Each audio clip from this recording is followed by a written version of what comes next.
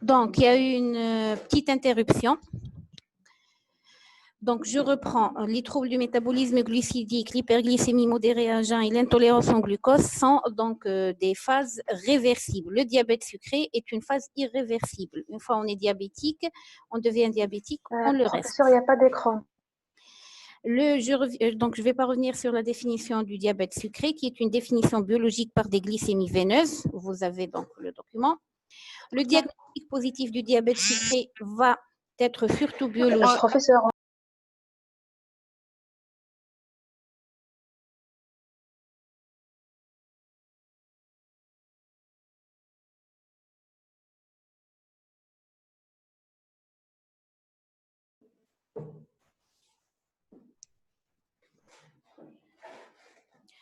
Donc, on reprend.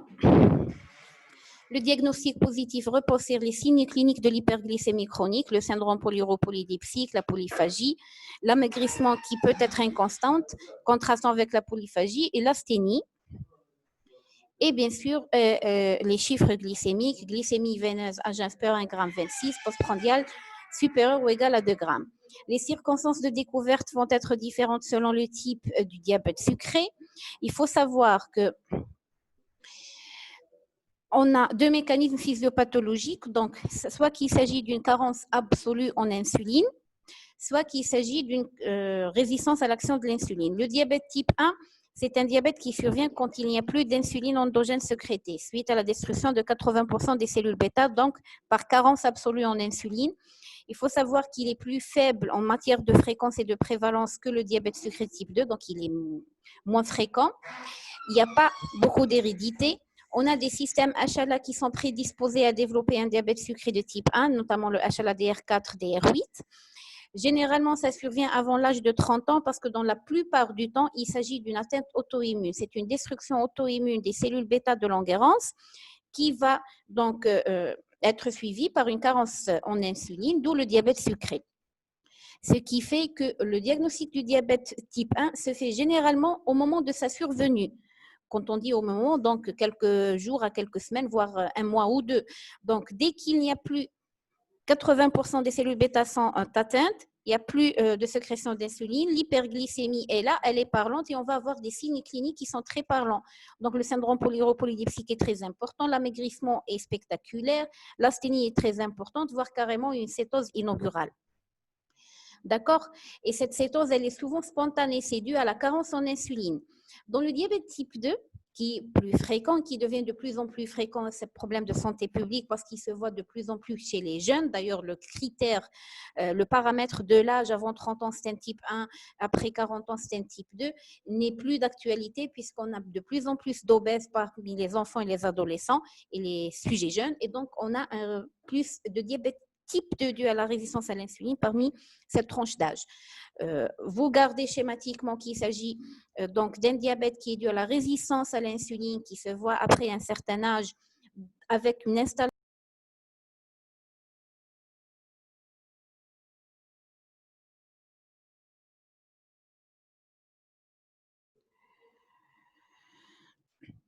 D'accord, donc on peut être diabétique sans le savoir. On estime que le délai entre la survenue de l'hyperglycémie et le diagnostic du diabète sucré peut être de 10 ans.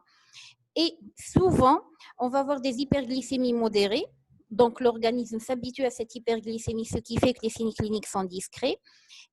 Et dans la plupart du temps, on peut avoir des complications dégénératives qui précèdent le diagnostic du diabète. Il s'agit donc d'un diabète diagnostiqué chez un sujet déjà suivi pour hypertension artérielle, ayant déjà fait un AVC, un IDM. Ça peut être une rétinopathie, une néphropathie diabétique. D'accord ?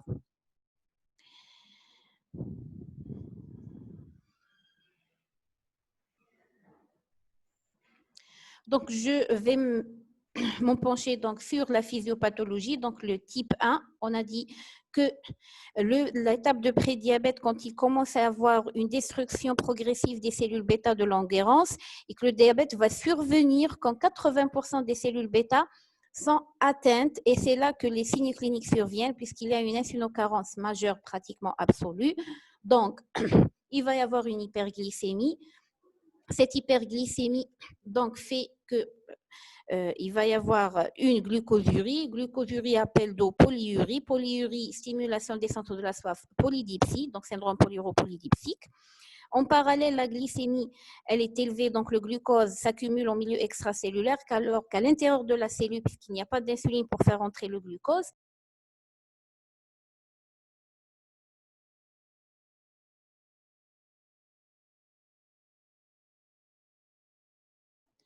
donc, il y a une situation de diabète, donc de jeûne cellulaire qui fait que la cellule, elle est en manque de glucose qui lui est nécessaire pour produire de l'énergie.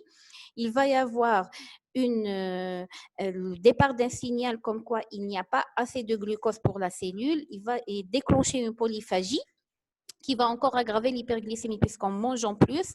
Donc, on va augmenter la glycémie et on ne pourra toujours pas faire entrer le glucose à l'intérieur de la cellule. Donc, cette situation de jeûne entraîne la polyphagie et en parallèle, ayant besoin d'énergie, la cellule va se tourner vers ses réserves, donc notamment les protéines et les acides gras qu'elle va utiliser pour produire de l'ATP, mais en utilisant les protéines et les acides gras, il va y avoir, entre guillemets, un effet secondaire, donc formation de corps cétoniques qui sont délétères pour l'organisme. Donc, l'utilisation de protéines d'acides gras va expliquer l'amaigrissement qu'on aura. Et donc, s'il y a une situation, donc une utilisation anaérobie des protéines des acides gras, on va avoir la formation de corps cétoniques qui va déclencher la cétose, puisque les corps cétoniques sont toxiques pour l'organisme.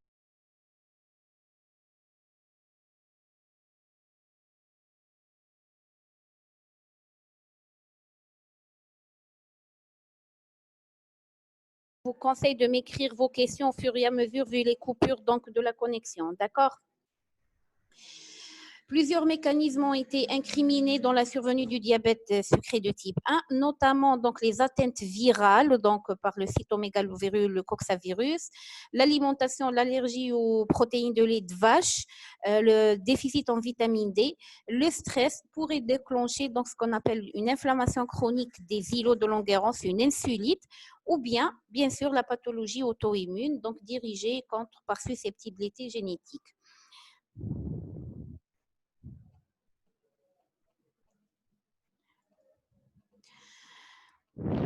L'auto-immunité, donc, dans le diabète de type 1, donc, on peut avoir des anticorps anticellules d'îlot qu'on appelle les ICA, les anticorps antiprotéines tyrosine phosphatase, les IA2, et les anticorps antiglutamate décarboxylase. Il faut savoir que les deux premiers anticorps peuvent se négativer très rapidement. Les anticorps antiglutamate décarboxylase ont la priorité d'être facilement détectables et de perdurer dans le plasma du patient pendant des années. C'est-à-dire que vous pouvez avoir la preuve de l'auto-immunité du diabète sucré même des années après le déclenchement du diabète. Alors que pour les ICA et les IA2, c'est au début de la maladie, puis ils se négativent très rapidement. Et donc, on se base généralement sur les anticorps anti-GAD pour parler de l'auto-immunité du diabète de type 1. Donc, s'il s'agit d'une pathologie auto-immune, ça peut s'inscrire dans le cadre de ce qu'on appelle la polyendocrinopathie auto-immune de type 1, de type 2, ou bien liée au chromosome X, qui peut associer de la candidose cutaneo-muqueuse, de l'hyperparathyroïdie primaire, on peut avoir de l'hypoparathyroïdie primaire, thyroïdie d'Hashimoto, maladie de Basdo, maladie de Birmer, on peut avoir de l'alopécie auto-immune, on peut avoir du vitiligo auto-immune qui peuvent être associés au diabète type 1. On peut avoir même une insuffisance rénalienne chronique, donc maladie d'Addison d'origine auto-immune, qui peuvent être associées au diabète type 1. Donc, une fois le diagnostic du diabète sucré a été fait, donc on doit toujours classer le diabète. Donc, classer le diabète, s'agit-il d'un diabète primaire ou secondaire? Le diabète primaire, c'est un diabète qui est dû à un défaut de sécrétion d'insuline ou un défaut d'action d'insuline, donc type 1, type 2 ou autre. Le diabète secondaire, c'est un diabète qui est censé disparaître, qui est secondaire à une situation, qui est censé disparaître après la disparition de cette situation. Je donne l'exemple typique du diabète d'origine iatrogène, c'est-à-dire si notre patient est mis sous traitement diabétogène hyperglycémiant, il peut développer un diabète sucré pendant la durée de ce traitement hyperglycémiant. Une fois on arrête le traitement, tout rentre dans l'ordre. L'exemple type, c'est la corticothérapie, donc, ou les anti-inflammatoires non stéroïdiens. On a beaucoup de médicaments qui peuvent être pourvoyeurs de diabète sucré. garder en tête les corticoïdes et les diurétiques thiazidiques qui sont très largement utilisés chez les hypertendus et qui peuvent expliquer la survenue d'un diabète sucré. Si vous arrêtez les diurétiques et que le diabète disparaît, ça veut dire qu'il était secondaire aux diurétiques. S'il persiste, ça veut dire que c'est un diabète sucré primaire. Une fois on a classé le diabète pour annoncer aux patients il s'agit d'un diabète permanent, vous allez vivre avec et mourir avec, ou bien il s'agit d'une situation passagère qui est probablement due à telle situation, à tel médicament. Dès qu'on arrêtera, qu'on pourra arrêter ou bien qu'on pourra switcher, ça va disparaître. On passe à le typage du diabète, donc type 1, type 2, l'ADA. Donc, on a vu le type 1, c'est le diabète dû à la carence absolue en insuline. Le type LADA, c'est ce qu'on appelle le latent autoimmune diabetes of the adult. C'est un diabète sucré qui est dû à une atteinte auto-immune, mais cette atteinte auto-immune, elle n'est pas très franche, elle n'est pas très importante. Donc, ça va me donner une évolution insidieuse. Le LADA se situe entre le type 2 et le type 1. Donc, c'est un diabète d'origine auto-immune où l'auto-immunité est minime, ce qui fait que l'évolution est progressive et donc sur le plan clinique, je vais avoir un comportement qui ressemble à diabète type 2. Et même l'âge de la survenue de ce type de diabète, c'est au-delà de 30 ans. Donc, c'est une atteinte auto-immune, mais qui ne va pas se déclencher pendant la petite enfance ou chez le sujet jeune. Donc, un sujet de la quarantaine qui peut présenter de l'obésité, du surpoids, il va présenter un diabète sucré avec des hyperglycémies modérées.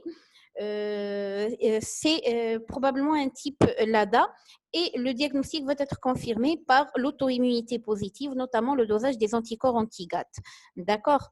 C'est un diabète qui va répondre aux antidiabétiques oraux pendant les premières années de l'évolution. Donc, c'est un patient qui va être diabétique à l'âge de, par exemple, 35 ans, 36 ans, qui va très bien répondre aux antidiabétiques oraux, mais au bout de 2-3 ans, on est obligé de mettre le patient sous insuline parce qu'il aura épuisé ses réserves en insuline plus rapidement qu'un classique diabète type 2. Le diabète type 2, c'est le diabète qui est dû à la résistance à l'insuline, qui va induire donc une hyperinsulinémie. Donc, l'insuline n'arrive pas à faire son effet. Le pancréas produit plus d'insuline, c'est l'hyperinsulinémie. Cette hyperinsulinémie arrive au début à normaliser les glycémies, puis elle va être dépassée, on installera l'hyperglycémie modérée à jeun, puis on sera donc intolérant aux hydrates de carbone, et enfin, on va être diabétique. Le diabétique type 2, donc, il présente une résistance à l'action de l'insuline et au bout d'un certain temps d'évolution, il va rejoindre en quelque sorte le diabète type 1 dans la courbe de la fonction insulinaire puisqu'il y aura un épuisement des réserves et donc on sera en situation de carence en insuline. Donc, on commence par une résistance à l'insuline et on termine par une carence en insuline. Il faut savoir qu'au cours de l'évolution, on pourra avoir des situations de carence relative en insuline. Ce sont des situations où les besoins de l'organisme vont être exposés à une hyperglycémie et auront besoin de plus d'insuline que le pancréas ne pourra pas pourvoir. Et donc, ça va me donner une insulinocarence relative qui peut se traduire par une cétose diabétique réversible après donc la levée de la situation. Une infection, quel que soit son type, prise de corticoïdes, diurétiques thiazitiques, par exemple, un traitement immunosuppresseur. Ça peut être une affection intercurrente, un IDM, un AVC. Donc là, en situation de stress aigu, l'organisme n'arrive pas à répondre aux besoins en insuline et c'est une situation d'insulinocarence relative qui donc se lèvera à la levée ou à la stabilisation de la pathologie intercurrente. Donc, vous devez connaître les facteurs de risque de développer un diabète type 2, donc un âge supérieur à 45 ans. Un âge supérieur à 45 ans, le surpoids, antécédents familiaux de diabète sucré, inactivité physique, donc la sédentarité est très importante, c'est un facteur donc déclenchant d'insulinorésistance.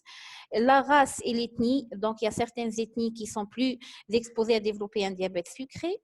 Donc, antécédent de diabète gestationnel, d'accord, antécédent de naissance d'un bébé macrosome, HTA, hypercholestérolémie, donc hypertriglycéridémie dépassant les 2,50 g ou bien HDL cholestérol qui est inférieur à 35 mg par décilitre, ce qui définit le syndrome métabolique. Le syndrome d'ovaire polykystique est pourvoyeur d'insulinorésistance et donc antécédent de pathologie cardiovasculaire. Parmi les autres types donc, du diabète sucré, on a les défauts génétiques de la fonction des cellules bêta. Ce sont des diabètes qui sont assez rarissimes, dont le diagnostic est très difficile.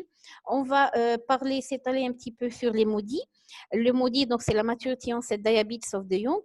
C'est un diabète sucré qui survient avant l'âge de 25 ans à transmission autosomique dominante. Vous regardez, un MODY, ça veut dire qu'on est diabétique avant 25 ans et c'est une transmission autosomique dominante. Donc, généralement, on trouve 2 générations atteintes de diabète sucré avant l'âge de 25 ans.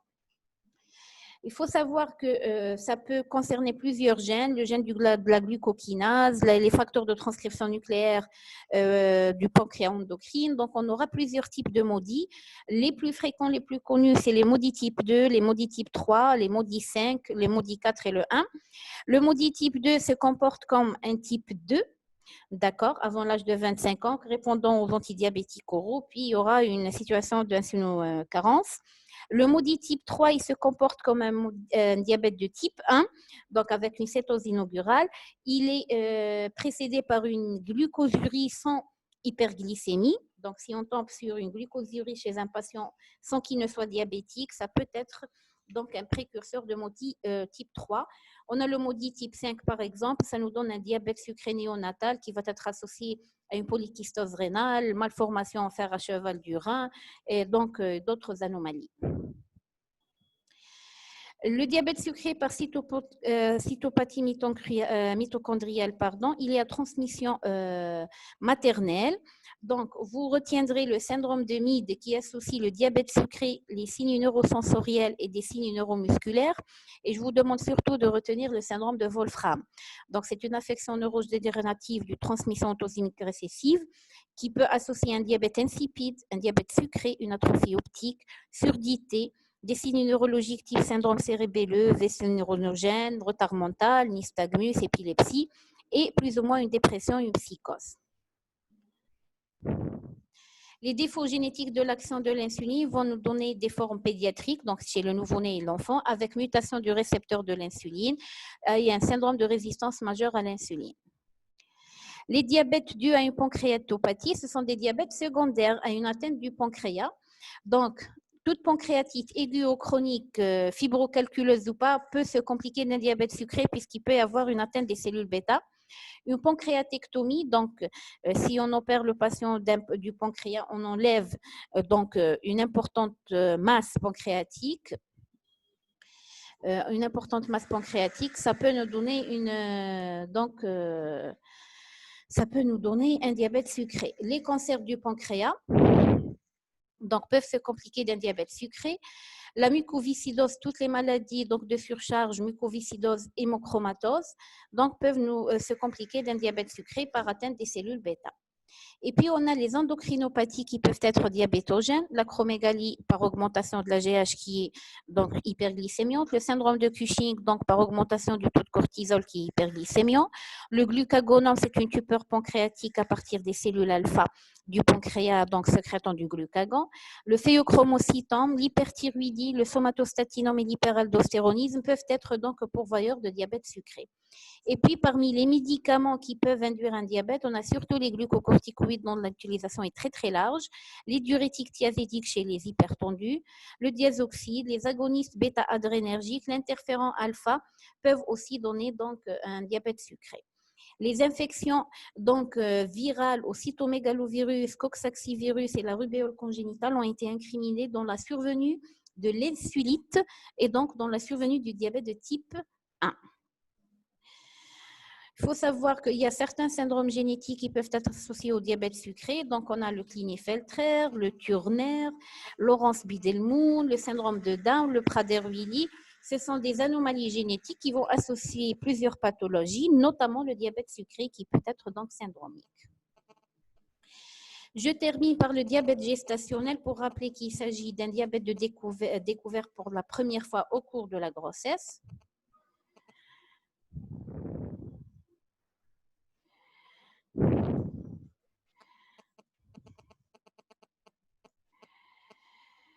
Donc, c'est un diabète sucré découvert au cours de la première fois.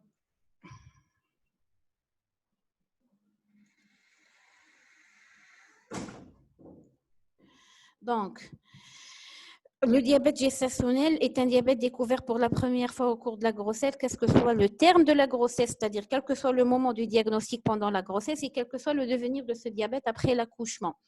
Le dépistage se fait entre la 24e et la 28e semaine d'aménorrhée puisque c'est le moment idéal de développer un vrai diabète gestationnel. Donc, le vrai diabète geste, il survient entre la 24e et la 28e semaine d'aménorrhée. On a élargi la définition pour englober tous les moments de la grossesse pour mieux prendre en charge et éviter le diabète chez le fœtus, chez l'enfant, donc qu'il ne devienne un futur diabétique. Le dépistage peut se faire en 2 temps par donc le test d'O'Sullivan qui est l'ingestion de 50 grammes de glucose avec la prise de la glycémie 1 heure après. Si la glycémie 1 heure après la prise des 50 grammes de glucose revient supérieure à 1,30 g, ça veut dire qu'il y a suspicion de diabète geste. Si elle est inférieure à 1,30 g, donc il n'y a pas de diabète gestationnel, on réévalue entre la 24e et 28e semaine d'aménorrhée.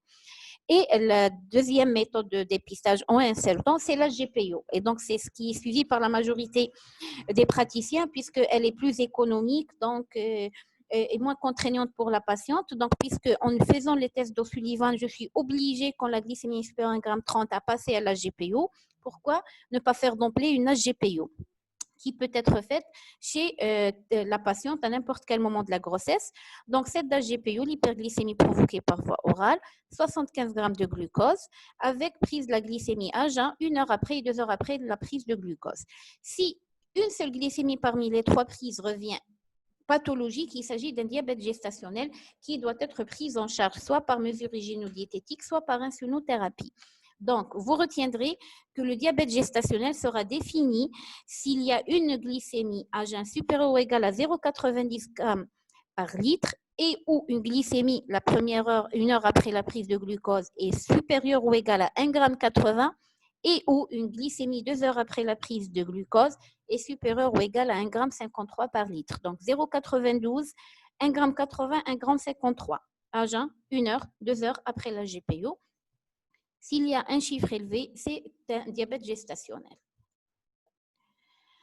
Donc, on a eu beaucoup de coupures. Donc, dans le DT1, dans la phase prédiabète, le patient est totalement asymptomatique. On fait le dosage systémique des anticorps anti-GAD.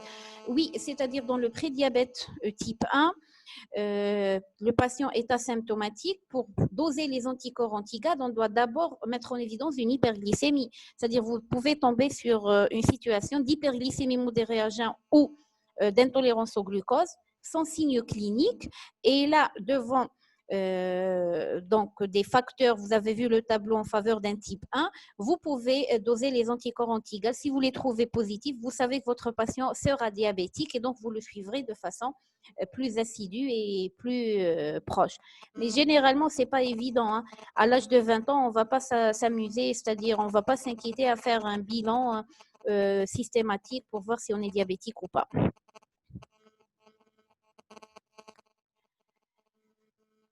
Les signes d'hypoglycémie ne se voient pas chez le diabétique type 1. Ils peuvent se voir chez le diabétique type 2 en phase de prédiabète, c'est-à-dire en phase d'hyperinsulinisme. Il y a résistance à l'action de l'insuline.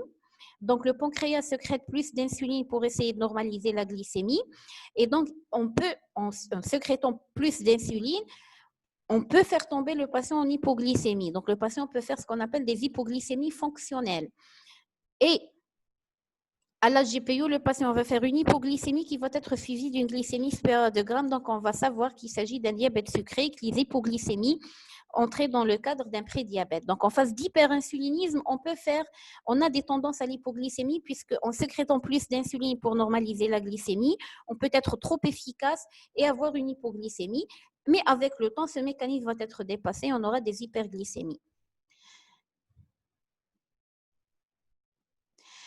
Le diabète découvert avant la 20e semaine d'aménorrhée est un diabète gestationnel. C'est une patiente qui n'est pas connue comme diabétique. elle est enceinte, on fait une glycémie premier trimestre, elle est élevée, c'est un diabète gestationnel, mais là, physiopathologiquement, je suis pratiquement certaine qu'il s'agit d'un diabète prégravidique. Elle était diabétique, ou bien elle allait être diabétique et la grossesse a révélé le diabète. Donc, une patiente qui développe un diabète gestationnel au premier trimestre avant la 24e semaine d'aménorrhée, je regarde en tête qu'il s'agit probablement d'un diabète prégravidique, et donc c'est un diabète qui pourra fort possible persister après l'accouchement. Le vrai diabète geste, physiopathologiquement parlant, il apparaît entre la 24e et la 28e semaine d'aménorrhée, il disparaît à la délivrance. Donc, si vous faites le diagnostic d'un diabète gestationnel avant la 24e semaine d'aménorrhée, vous vous attendez à ce que le diabète persiste après l'accouchement. Et c'est ce qu'on va chercher à part une HGPO 6 semaines après l'accouchement pour voir est-ce que le diabète a disparu ou pas. Et on va réévaluer le type du diabète. Donc là, j'ai répondu à vos questions. Il ne reste que 2 minutes 14. Je vais donc les utiliser pour enchaîner dans le deuxième cours. On va faire, s'il vous plaît, donc les dyslipidémies, puisque c'est un cours qui est assez court. J'aimerais bien que vous me posiez les questions. Je ne vais pas défiler toutes les diapos pour gagner plus de temps. OK?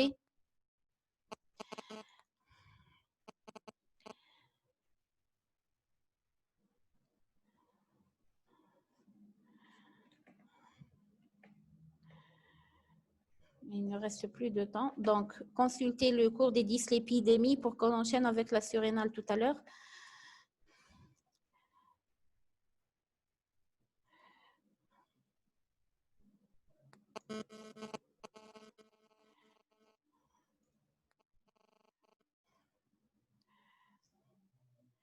Est-ce que vous voyez les diapos concernant la dyslipidémie? S'il vous plaît, vous me répondez.